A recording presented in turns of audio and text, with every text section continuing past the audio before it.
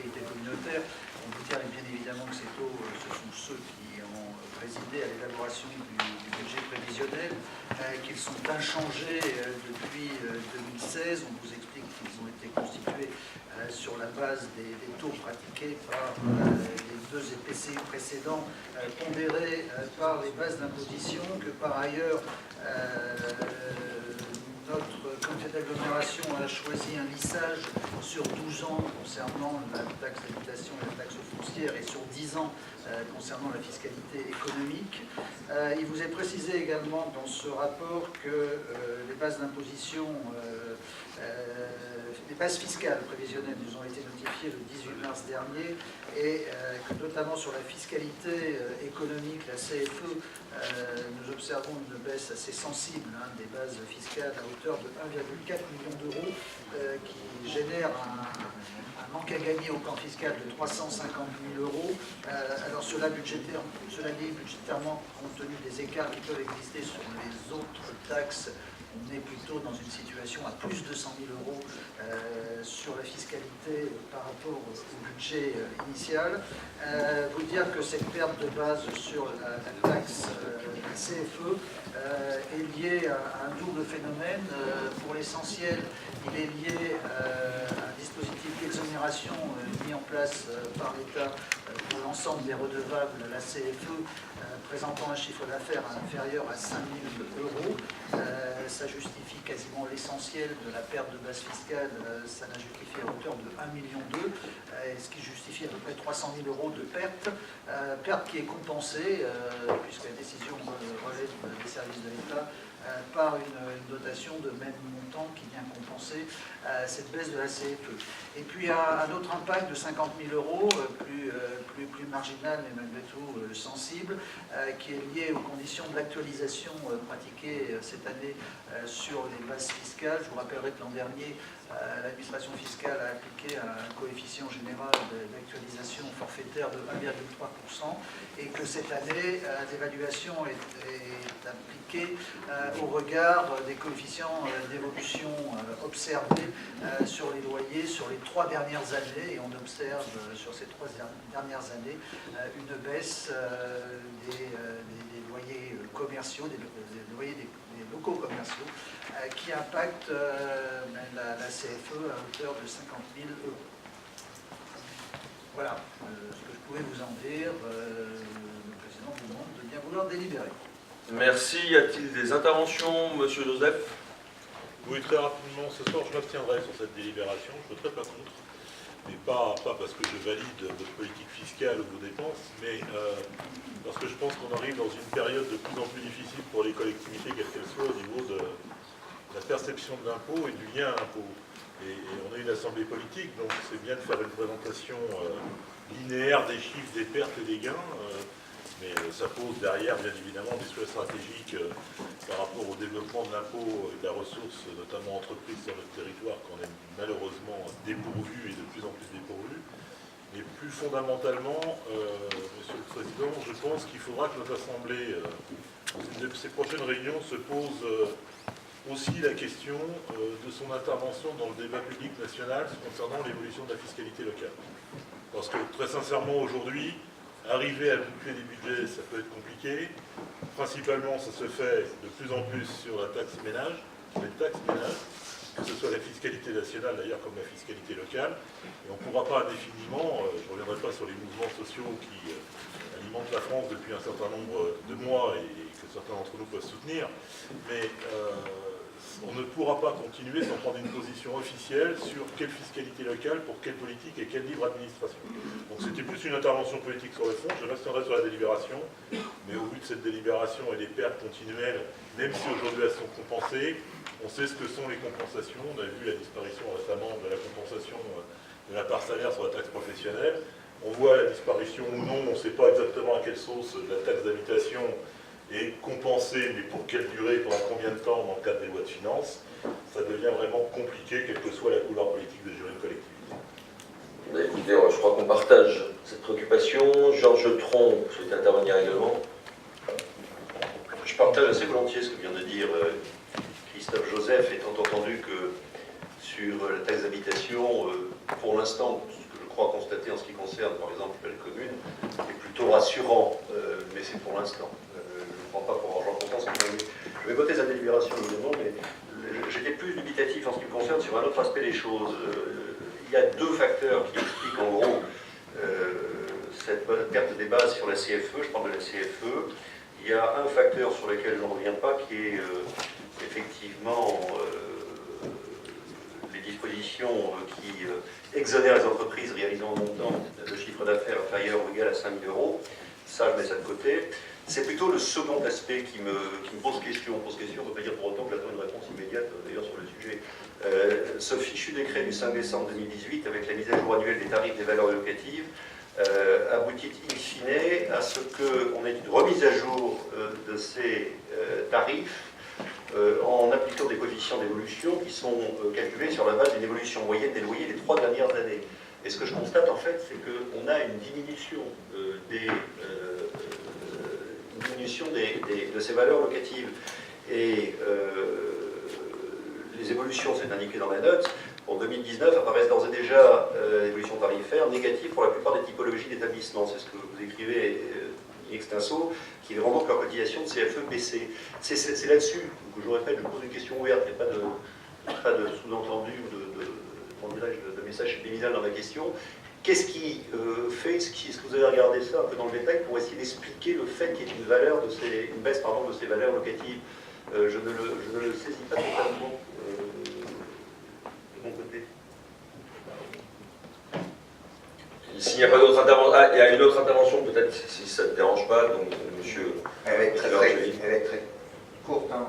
Dans la continuité du vote du budget, on votera contre ce budget, nonobstant les remarques qui ont été faites, mais oui, ils vont contre les taux, donc on ne peut pas se retrouver dans vos propositions. Merci. Donc la parole est à Bruno Gallier. Non, je ne dirais pas énormément de choses. Je me suis effectivement posé cette question et aujourd'hui, on n'a pas les éléments d'appréciation qui nous permettent de porter une analyse sur le phénomène et surtout sa pérennité et les modalités de son anticipation. Mais je crois que c'est un sujet d'investigation qu'il nous faudra dans les prochaines semaines aborder. Alors, juste en complément, dire qu'on a quelques faisceaux d'indices, c'est que d'abord c'est déclaratif, qu'ensuite il peut y avoir une baisse conjoncturelle des taux, et dire peut-être en complément, je ne sais pas si ça a été des valeurs, partagées avec Bruno, mais qu'on a fait une démarche, là c'est au niveau du conseil départemental, mais je crois que la démarche est faite également côté communauté, sur les 30 départements suivis par le cabinet qui regarde les questions de CFE pour le compte du département de l'Essonne et des agglomérations. Les 30 départements voient une baisse. Et nous avons remonté le fil des informations où en fait en septembre 2018 le gouvernement a présenté sa réforme en indiquant qu'elle serait neutre pour les collectivités. Et ensuite, le CFL avait quand même voté contre. Ils avaient dit que c'était neutre, mais qu'il y avait une perte de 15 millions. Donc voilà, 15 millions d'euros. Et en fait, la perte au niveau national serait de l'ordre de 200 millions d'euros pour les collectivités. Et donc je me suis entretenu de ce sujet avec le ministre Lecornu et j'interviens sur ce sujet demain matin au comité des finances locales pour mettre le sujet, parce que le gouvernement est venu présenter ce projet de décret en disant que ça serait neutre, et finalement il y a 200 millions de pertes pour toutes les collectivités, enfin tout confondu à l'échelle nationale, et dans le contexte actuel évidemment ce n'est pas neutre, donc c'est pas quelque chose qui peut se reproduire l'an prochain. Le débat commence demain. Oui, Georges Tron, avant qu'on passe au vote. Oui, bien sûr. Je partage tout à fait cette inquiétude. On est dans une opération qui est lourde de conséquences, parce que il y a évidemment tout ce qui relève du produit fiscal pour cette CFE, et puis il y a en second lieu les premiers effets qui peuvent être induits par la révision des valeurs cadastrales, quand à un moment ou à un autre, et je serais assez prêt à parier avec vous que ça peut être quelque chose qui sera annoncé, je ne sais pas si c'est ce soir, mais prochainement, en matière de valeurs cadastrales des particuliers. Vous avez des mouvements dans un sens ou dans un autre qui peuvent être lourds de conséquences sur les patrimoines. Donc je suis intéressé deux fois à ce que vient de dire le Président. Je suis intéressé une première fois par la baisse de produits, avec ce que cela induit comme conséquence pour le financement des collectivités, par exemple. Mais je suis très intéressé également sur la façon dont on peut extrapoler, dont on peut s'interroger pour savoir ce qu'il en sera. Et demain, au comité, je pense qu'il y a une question qui est une question à tiroir. Si j'ai demain, je la poserai de cette façon-là. Tout à fait. Nous passons au vote. Donc j'ai compris qu'il y avait 4 voix contre. Il n'y a pas d'autres voix contre. J'ai compris qu'il y avait une abstention. Et donc les autres voix sont positives. Je vous remercie. La délibération suivante concerne la TASCOM. C'est toujours Bruno Galli qui la présente. Oui, donc cette délibération concerne la taxe sur les surfaces commerciales, taxe pour laquelle nous avions voté l'an dernier la mise en œuvre d'un coefficient de majoration qui avait été fixé à 1,05 et qui vous est proposé cette année de passer à 1,10. Alors l'objectif est clair, et il est de venir compenser la perte de CFE, notamment les conditions de son actualisation que nous venons de développer. Je vous rappelle que l'an dernier, le produit fiscal généré par ce coefficient de majoration de 1,05 a permis à notre agglomération de bénéficier d'une ressource supplémentaire de 70 000 €. Il vous est proposé donc de passer cette année ce coefficient à 1,10 en vous disant malgré tout que cette majoration va toucher l'ensemble des entreprises relevant de la taxe sur les surfaces commerciales, c'est-à-dire toutes les entreprises de commerce de détail qui, sur le territoire, développent des surfaces supérieures à 400 mètres carrés, donc a priori plutôt de grandes enseignes qui, dans le cadre de la refonte des bases sur la fiscalité économique, sur la CFE, ont bénéficié d'un gain très significatif. Si au global, la CFE, les nouvelles modalités d'évaluation des bases sont plutôt équilibrées, on observe malgré tout que les grandes enseignes ont plutôt bénéficié d'une baisse de leur base d'imposition, alors même que le commerce de proximité, le commerce de centre-ville, lui, était plutôt frappé par des hausses de base foncière. Voilà ce que je pouvais vous dire sur cette délibération. Merci. Et monsieur Mitterrand. Je voulais vous dire que je vais voter contre cette délibération et je voudrais vous rappeler historiquement que l'année dernière nous avions voté contre cette délibération dans la mesure où elle instaure une fiscalité additionnelle. Je suis absolument convaincu, je ne vais pas le redire ici pour longtemps, il faut 30 secondes, que toute instauration de fiscalité, quelle qu'elle soit nouvelle, est une mauvaise idée. J'entends ce discours tenu partout, je suis très convaincu qu'on devrait en tirer des conclusions ici comme ailleurs. Je voudrais également attirer votre attention sur le fait qu'on ne parle pas de chiffres qui sont des chiffres négligeables. Les écarts qui sont consécutifs à cette opération entre 2015 et 2020 se chiffrent à plusieurs milliers d'euros. Et dans certains cas, ça se chiffre au-delà de plusieurs milliers d'euros. J'ai regardé en tout cas les chiffres pour des communes qui sont, par exemple, celles de Boussy et de Vigneux. Les deux principaux établissements concernés sont à plus de 10 000 €, presque 15 000 €. Sur Draveil, le premier d'entre eux qui intervient, c'est un écart qui est un écart moins important de 2 409 €, mais sur un produit qui est déjà tout à fait élevé. Donc, compte tenu du fait qu'on rajoute de la fiscalité à une fiscalité qui elle-même se rajoute à d'autres fiscalités, et ainsi de suite, je trouve que très franchement, c'est l'inverse du mouvement que nous devrions faire. Donc, en ce qui me concerne, je voterai contre cette augmentation. La parole est à Christophe Joseph. Oui, alors je suis content que Georges Tron soit intervenu en premier parce que je vais avoir un léger désaccord avec lui. Effectivement, créer une taxe pour en remplacer une autre, ça n'a jamais été la solution. Refonder la totalité de la fiscalité locale pour bien identifier les recettes serait sans doute de bonne loi.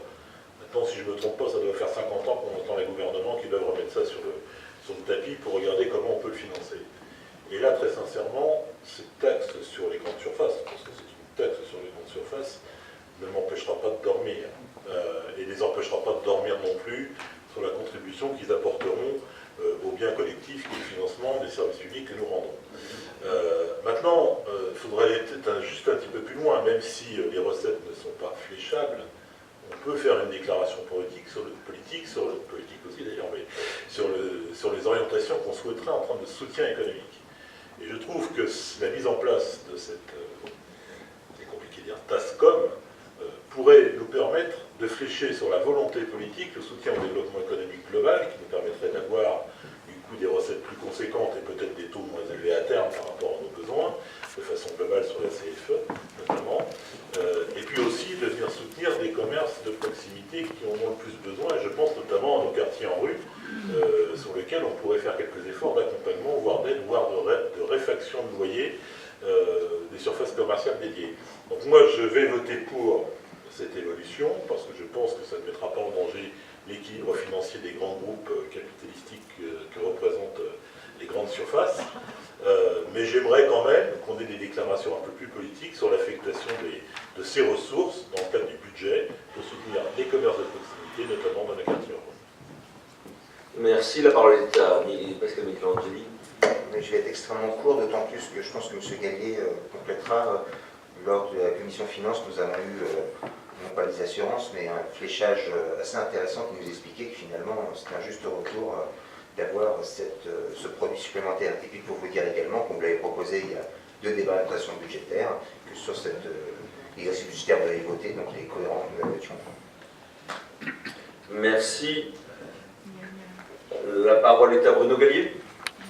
Non, je n'ai rien de plus à vous dire, si ce n'est qu'effectivement le tableau dont nous avions parlé durant la commission finance a dû vous être délivré. L'administration vient de me dire que oui, donc je pense que c'est tout à fait en cours. Voilà. Effectivement indiqué. Et donc les recettes, puisque enfin, les recettes générées par la TASCOM sont de 70 000 € tout confondu, alors que dans le même temps, la perte de CFE est de 330 000 €. Donc les mêmes contribuables paieront 260 000 € de moins à la communauté d'agglomération par rapport à l'année antérieure. Donc il n'y a pas de hausse de la fiscalité les concernant, mais il y a bien une baisse de la fiscalité de 260 000 €. Oui, produit. Et donc, voilà, sur les 10 premiers, je cite le premier contribuable, c'est Cora, qui a 14 790 € de TASCOM en plus, mais qui a 64 608 € de CFE en moins. C'est le cas de l'ensemble des contribuables. Tous les contribuables paieront moins qu'ils ne payaient. Mais nous pouvons avoir des différentes appréciations, et c'est vrai que, notamment, on avait justifié la TASCOM par les politiques qui sont mises en œuvre et le recrutement d'un manager de centre-ville qui est arrivé, ou qui sont sur le point d'arriver, pour justement aider le commerce de proximité. Et j'entends les remarques sur les zones en rue où il y a sans doute des choses à faire, pas forcément d'ailleurs au titre de la politique commerciale, mais au titre des programmes de rénovation politique de la ville, où il y a des cellules commerciales disponibles, et il faut qu'on positionne clairement sur les 4 quartiers les besoins qu'il peut y avoir et la nécessité d'investir sur chacun de ces quartiers. J'entends la remarque. Nous passons au vote. Monsieur le Président, vous assurez qu'on va le recevoir, ce document? Ah ben, je vous remets, il a été envoyé, mais je vous propose de vous remettre le mien. Donc, il y avait explication de vote de Georges Tron. Oui, c'est une explication de vote qui porte un nom tordu, parce qu'en réalité, c'est histoire de simplifier les choses et d'aller directement au débat. Je persiste et signe, je suis confus de vous le dire, mais j'ai comme vous le tableau sous les yeux. Ça paraît très bête à dire. Vous avez une diminution de la CFE, mais c'est un problème, la diminution de la CFE, parce que c'est un produit, une valeur de base qui diminue. Ça veut dire que très concrètement, la valeur, en quelque sorte locative, de l'équipement dont il s'agit diminue. Ce qui veut dire que non seulement je ne m'en réjouis pas, mais je constate qu'il y a en quelque sorte une perte de valeur. Et je constate en second lieu que les écarts dont il s'agit ne sont pas des écarts qui sont minimes. Je vous prends un seul chiffre, je reprends celui que François vient d'indiquer tout de suite. Prenez Cora, effectivement un bâtiment qui est un établissement qui n'est pas de Ravillois. Quel est l'écart de TASCOM entre 2018 et 2019? 15 000 €, je l'arrondis à 2 000 € près. Qu'est-ce qu'on se dit pour 2018-2019? On dit ils peuvent l'assumer, c'est 15 000 euros. Quel est l'écart qui va découler de 2019 à 2020? C'est à nouveau 15 000 euros. Ça veut dire qu'en l'espace de mine de rien, de deux budgets que nous votons d'une seule année, enfin d'une seule année, on s'est compris, ça veut dire de juin à juin, hein, donc on est d'accord là-dessus, ça veut dire que vous avez 30 000 euros de plus pour une Tascom produit qui était de 310 000, ça veut dire que vous êtes quasiment à 10%.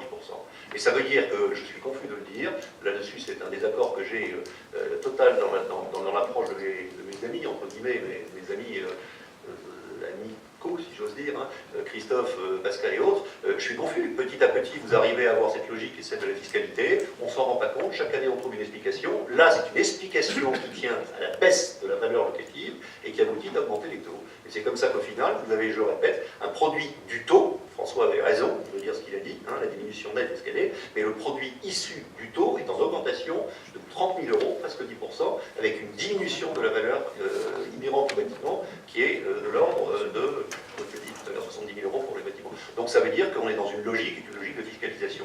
Moi je suis confus, mais ça va à l'inverse de ce que je pense. Donc je maintiens ma position. Très bien, nous allons passer au vote. Des voix contre. 2, 3. Oui, contre. Qui les pouvoirs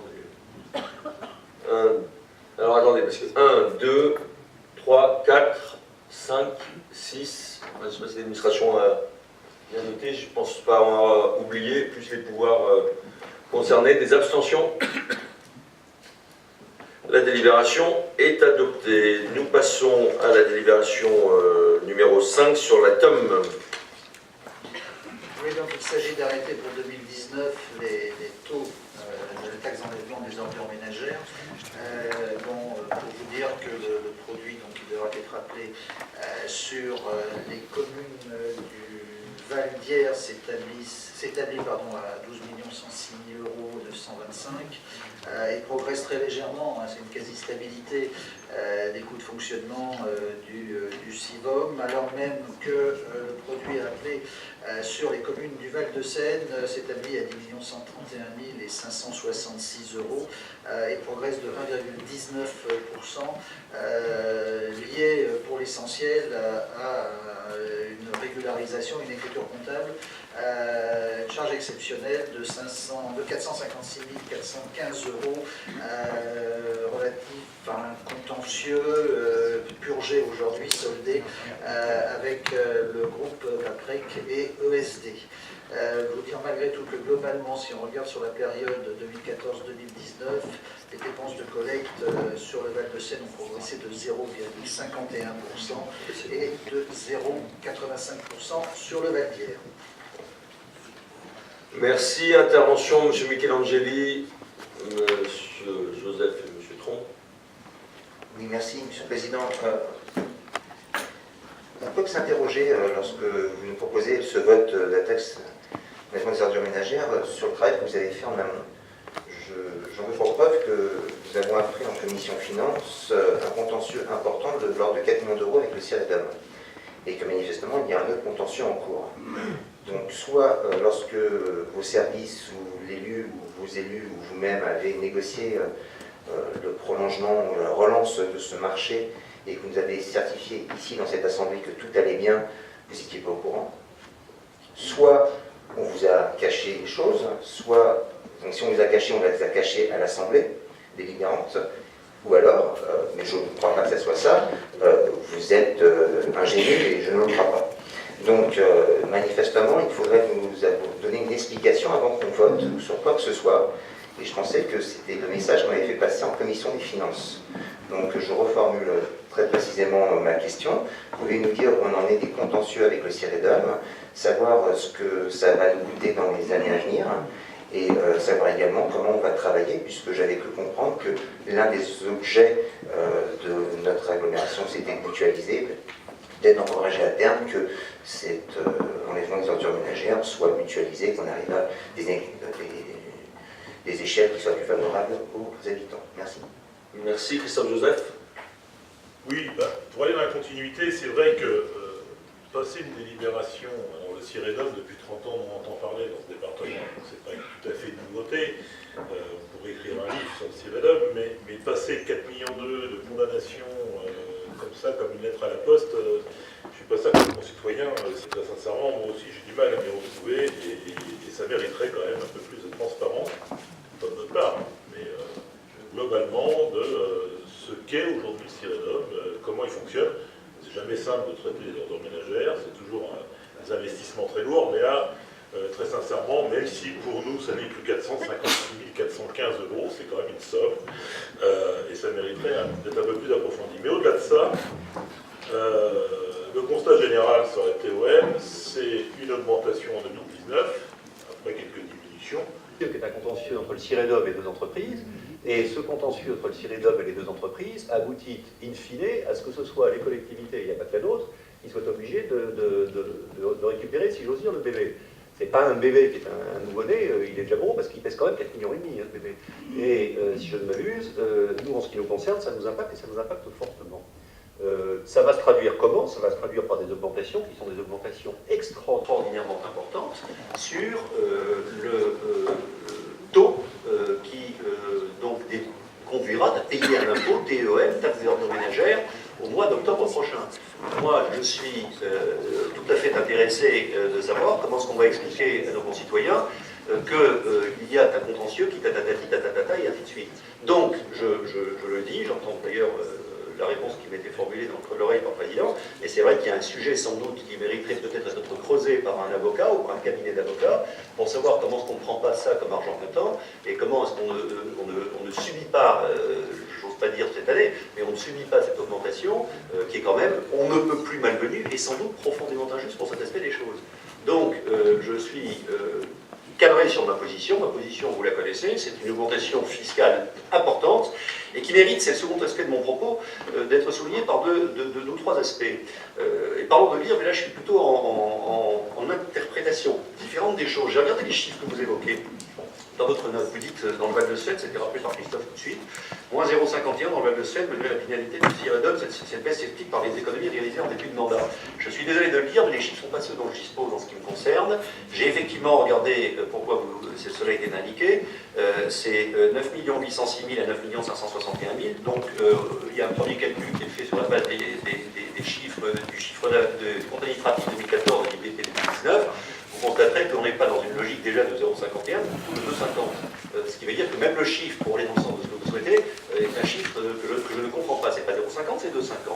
Deuxième chose que je voulais quand même souligner sur ces chiffres-là, c'est qu'en fait, il y a un nouveau marché qui a été conclu en 2016. Et là, on se retrouve dans une situation où il y a une réaugmentation depuis. En 2017, c'est 6,92, en 2018, c'est 4,48, et en 2019, c'est 4,70. Ce qui veut dire qu'en réalité, on a des augmentations pour la 4e année consécutive qui sont supérieures à 2%, et je prends le meilleur des chiffres qui est celui de 2018, et on est en train de s'habituer à avoir une augmentation linéaire des chiffres. Alors je signale au passage à l'administration, j'ai demandé qu'on me communique différents documents sur le sujet, que je n'ai pas, je refais ici officiellement ma demande. Et j'en termine en vous disant la chose suivante. Quand vous regardez comment les choses sont en train de se goupiller, sur la ville de Raveil, l'augmentation sera de 6%, sur la ville de Vigny, elle sera de 7%, et sur la ville de Montgeron, elle sera de 4%.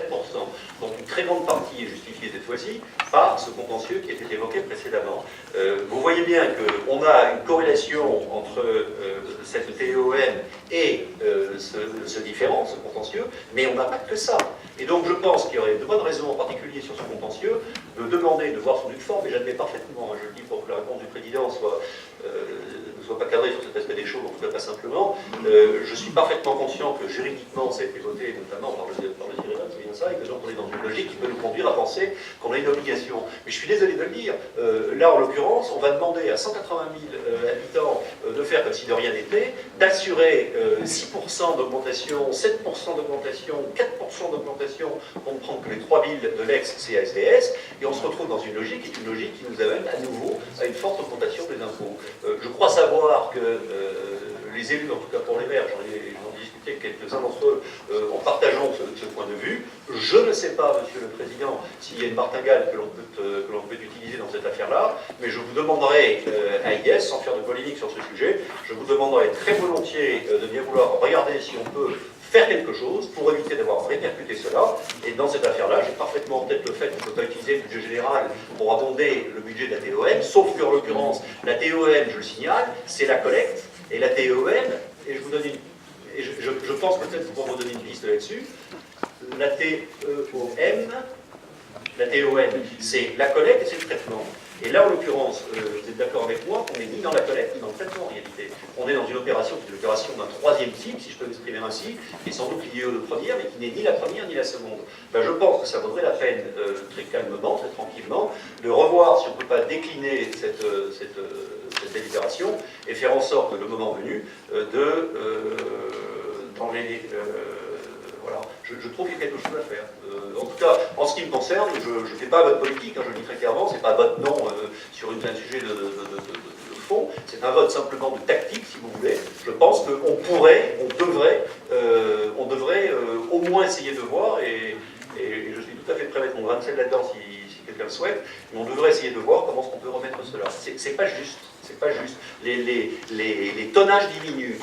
Je vous dis bien ça. Hein. Les tonnages diminuent. La qualité du tri augmente et on augmente la TEOM. Les gens vont se dire au bout d'un moment, enfin, comment ça fonctionne leur truc, quoi. Soyons clairs. Merci. Alors peut-être pour synthétiser, parce qu'il y a des sujets qui relèvent de la délégation de syndicat Rion et d'autres de Bruno Gallier, indiquer d'abord que les interventions qui ont été faites concernent les 3 communes de Montgeron, Draveil, Vigneux, et donc pas 180 000 habitants, avec qu'une partie du territoire. Indiquer par ailleurs que les chiffres qui sont mentionnés dans la délibération concernent la totalité du produit prélevé par l'agglomération, toutes communes confondues, et collecte et traitement confondus. Et il y a eu évidemment des évolutions différenciées qui sont liées d'une part au choix des communes, notamment sur la collecte. Je prends l'exemple d'un Draveil a souhaité maintenir des collectes plus fréquentes sur les emballages qui justifient une évolution plus élevée que d'autres communes, et les évolutions qu'il peut y avoir sur cette année et les évolutions qui peuvent avoir lieu cette année sont liées justement aux questions de base.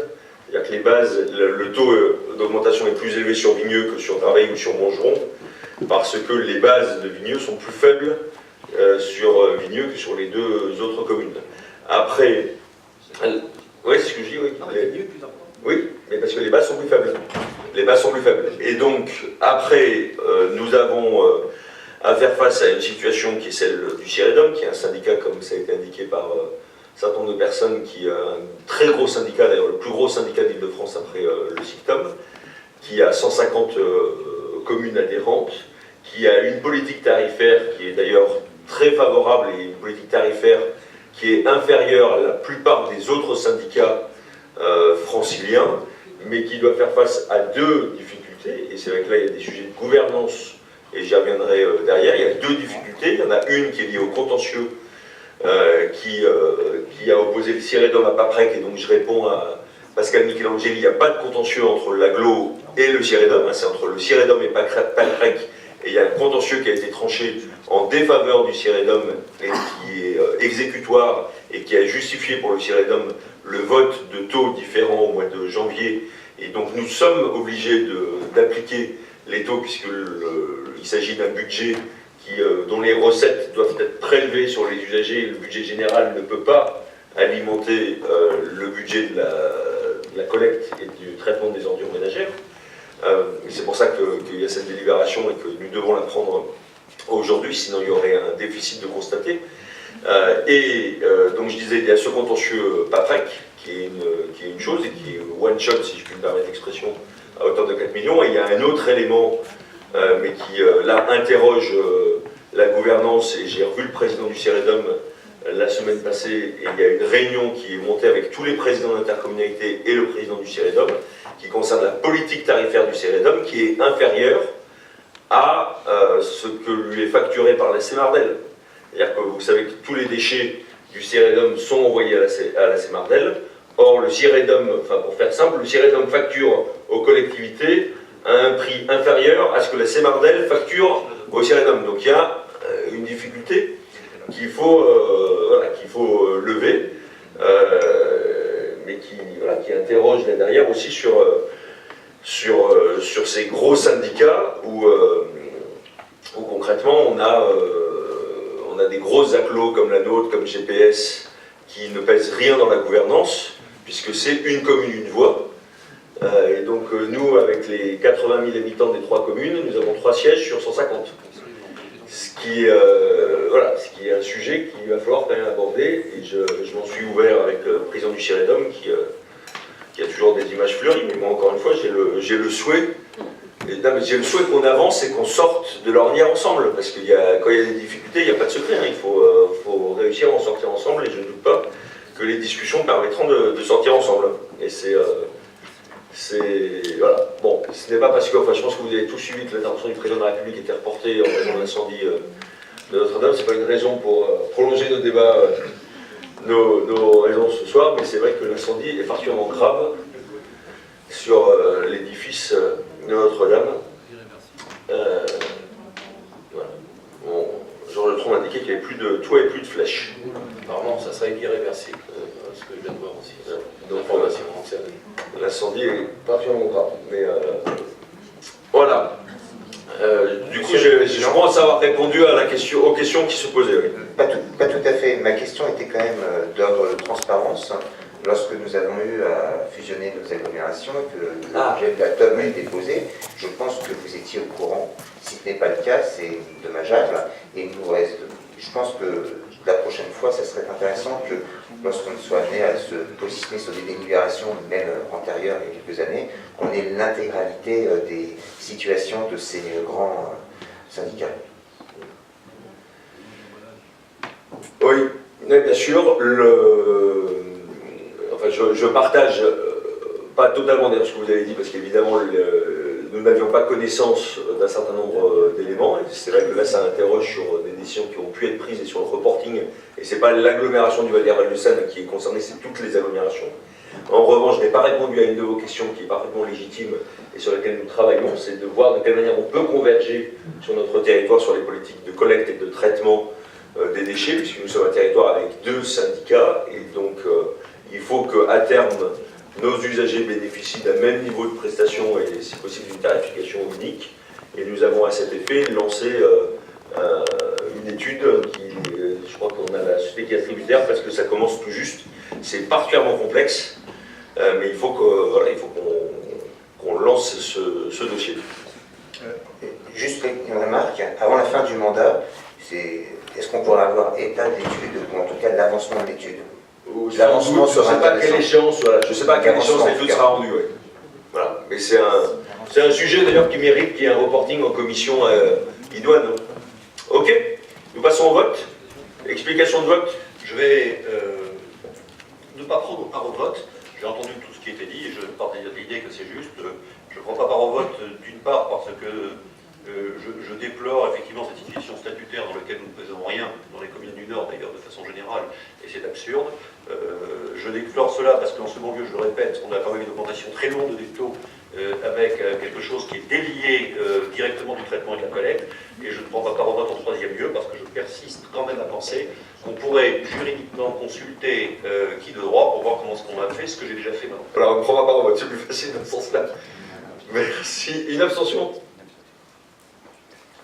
Richard Privat qui nous représente, qui est d'ailleurs l'un des 3 représentants au syndicat, avec il y a un représentant de chacune des communes. Nous passons à la délibération suivante. La 7, c'est toujours Bruno Gallier, qui est peut-être plus simple, on peut présenter rapidement. Oui, merci M. le Président. Il s'agit d'arrêter les attributions de compensation qui sont prévues avec le protocole financier. C'est la 4e année que nous délibérons sur le sujet. Vous dire que ces chiffres ont été vus et approuvés lors de la commission locale d'évaluation des transferts de charges qui correspondent à l'exécution précise du protocole financier. Voilà. Merci. Intervention. Il n'y en a pas. Voix contre. Ah, vous avez une intervention? On sera juste dans la continuité de ce qu'on vous dit depuis le début. On est contre le principe de zéro. D'accord. Donc, voix contre, si j'ai bien compris. 6 voix contre, abstention, je n'en vois pas. C'est adopté. Nicole Lamotte sur le budget annexe de l'Office de tourisme. Ah, excusez-moi, j'ai oublié. Ah, pardon. Oui, excusez-moi. La délibération 7 sur le reversement de la taxe départementale additionnelle. Bruno Gallier. Oui, merci Monsieur le Président. Il s'agit d'approuver la convention relative au reversement de la perception de la taxe additionnelle de 10% prélevée par le département de l'Essonne. Le dispositif prévoit que cette taxe, cette majoration, soit perçue par notre communauté d'agglomération pour être ensuite reversée selon 2 échéances au département. Merci. Intervention. Voix contre. Abstention. Voix contre. Explication de vote rapide pour vous dire simplement que c'est la logique que j'ai suivie l'année dernière, qui consiste à proposer une taxe supplémentaire, et en l'occurrence une taxe sur une taxe par de façon, donc je suis contre. Et combien y a-t-il de voix contre? Très bien, l'administration a pris note. Nous passons à la délibération. Enfin, pardon, oui, j'avais fait les abstentions et il n'y en avait pas, donc la délibération est adoptée. C'est donc Nicole Lamotte qui présente la délibération suivante sur le budget annexe de l'Office du tourisme. Merci. Monsieur le Président, bonsoir à tout le monde. Donc, effectivement, il s'agit du budget annexe de l'Office du tourisme, de clôture de l'exercice 2018 et l'affectation au budget supplémentaire 2019. Donc, le compte de gestion qui se présente en 2 volets. Le premier qui décrit la situation patrimoniale de la collectivité et le second qui concerne l'exécution budgétaire qui retrace tous les comptes mouvementés en cours de l'exercice. Donc, établi à la clôture de l'exercice, le compte de gestion permet à notre Assemblée délibérante et au juge des comptes de s'assurer de l'exactitude et de la concordance des comptabilités du président et du comptable public, de la bonne exécution du budget dans le respect des autorisations données, de présenter l'évolution de la situation patrimoniale et financière de la communauté d'agglomération. Le compte de gestion du budget constate un résultat d'exercice 2018 qui vous est détaillé comme suit. En section de fonctionnement, des dépenses pour 53 851,90 €, des recettes 5 000 €, donc un déficit de 3 851,90 €. Il n'y a pas eu de réalisation en section d'investissement et il convient également de prendre en compte les résultats de clôture des exercices précédents 2017, et à savoir un excédent de fonctionnement de 9 776,20 €. Donc le compte de gestion fait apparaître un excédent global de clôture de 5 924,30 €. Donc je vous donnerai tout à l'heure le détail des dépenses qui ont été engagées pour l'année 2018. Donc il est proposé au Conseil communautaire d'approuver le compte de gestion 2018 du budget annexe Office de tourisme et le compte administratif présenté par le président présente des résultats strictement conformes au compte de gestion, bien évidemment. Donc un résultat global de l'exercice excédentaire de 5 924,30 €. Il n'y a pas de reste à réaliser, c'est des crédits engagés au titre de dépenses d'investissement non mandaté au cours de l'exercice budgétaire. Donc les commissions finances, personnel, moyens généraux et mutualisation des services ont été consultées. Merci. Donc je peux donner, puisque si vous voulez le détail, donc il y a des dépenses. On répondra peut-être aux questions, tout le monde a été destinataire. Sinon, ça, je vais les... Est-ce qu'il y a des questions sur ces rapports, enfin sur le compte de gestion? LCA, pas de questions? S'il n'y a pas de questions, je vais laisser la présidence à Olivier Clodon pour qu'il fasse procéder au vote.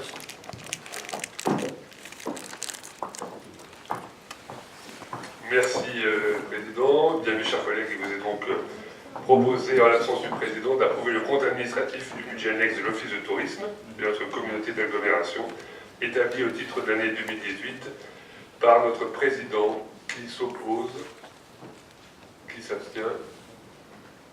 Le Conseil... Ah, une abstention. Non, pardon, abstention opposition. D'accord. Le Conseil approuve à la majorité. Je vous en remercie.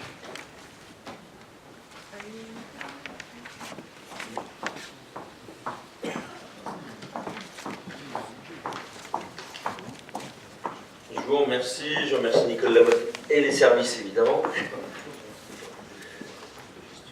Ah oui, il n'y a pas eu tous les... Non mais Que le compte administratif, donc il faut également approuver le compte de gestion. Y a-t-il des voix contre, des abstentions? Abstentions, des 6 membres enfin de 6 voix. Et il nous faut approuver également l'affectation du résultat à hauteur de 5 924,30 €. Des voix contre, des abstentions. Explication de vote? Explication de vote? Oui, parce que année après année, on voit que ce budget est excédentaire. On ne faisait pas grand-chose jusqu'alors. Là, il y a eu des éléments, mais il aurait été bon de nous apporter ce qu'on a fait avec.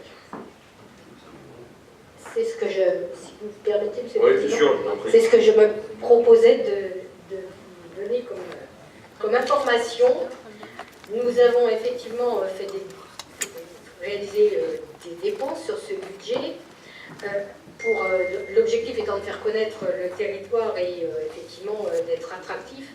Donc un abonnement aux Républicains, des plaquettes de tourisme qui sont donc en cours d'élaboration, qui vont être finalisées dans les semaines qui viennent. Il y a eu aussi, à l'occasion des Journées du patrimoine, la location d'un car pour la visite des sites qui avaient été répertoriés le mois de septembre, et une cotisation également à la Fédération nationale des offices de tourisme, ainsi que la confection et l'achat de sacs en coton sérigraphiés communauté d'agglomération à l'occasion des Journées du patrimoine, mais qui peuvent, dont le Journée du patrimoine n'était pas indiqué spécifiquement de manière à pouvoir continuer à les utiliser indépendamment de cet événement. Voilà, donc pour un total de 3 233,60 €, donc le montant des dépenses.